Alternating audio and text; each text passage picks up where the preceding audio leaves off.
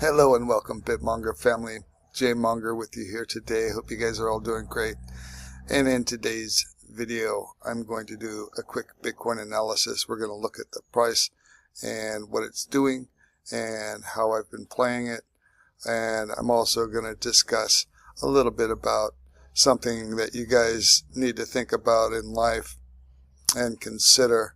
And it's a sad story, but I'm going to share some ideas as an older guy on things that you younger guys might want to consider, and you'll probably become more aware of it as you get older, but I'll talk about that after we do the price analysis, and I will also show you some of my recent short trades which were winners, and I am still on the mend, still getting over that massive severe allergy attack that I had, but anyways, let's go ahead and get into this. So you can see Bitcoin currently is trading like right in between this line here, as I noted before. That's like around 90k, and this upper level trend line, which it seems to be bouncing off of. It tipped it here, it tipped it here, it tipped it here, it tipped it here. So it's showing pressure. That's showing a potential possible breakout. When something tests the line that many times, it often gives away. And we can also look at the bottoms here. We can see we're getting lower bottoms on each of these as well as it's going up. So that is a bullish movement. But I have been, longing and shorting this. And I made some good money just the other day after I talked about it. When it came back up here, I shorted it and I wrote it down and made money. And I would be looking to short it again because, until this actually breaks above it, I'm willing to bet right now that it will probably come back down.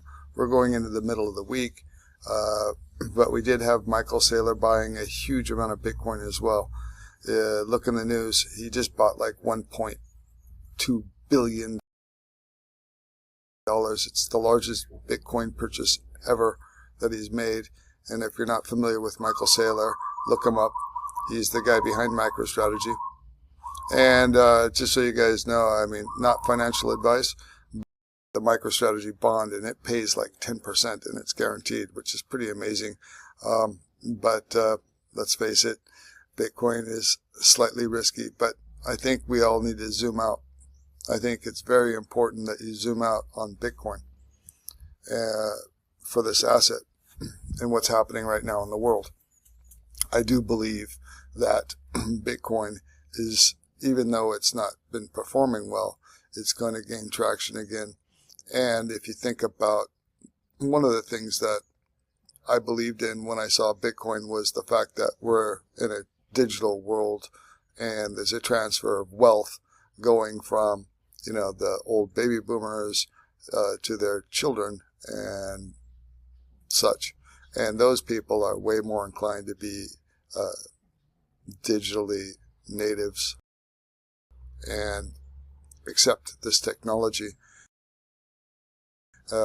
and when you think about it, you think about the portability of it. Oil, gold, you want to move huge amounts of that. It's extremely expensive. Bitcoin, boom, you just send it right across the network, decentralized network. It's not connected to any sovereign nation. We're looking at, the geopolitics of today's world. It strengthens my thesis on why you should own Bitcoin. So if you have a long-term time frame, I think it's always good to be accumulating on a certain level.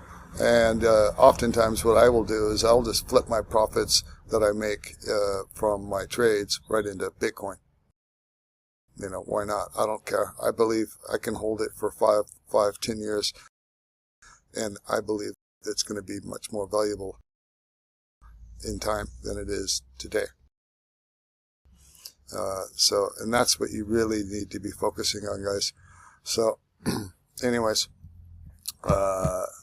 let's go back to that. So, yeah, as I said, I identified that area, and that's what I'm going to be trading between.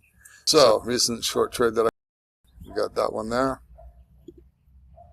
I also got Clow. This one I've been trading this one quite a bit up and down. This is just one screenshot, but I've taken about 3 of these now. It's been great. And Akash, I entered back into that one when it went back up and scored on that one again.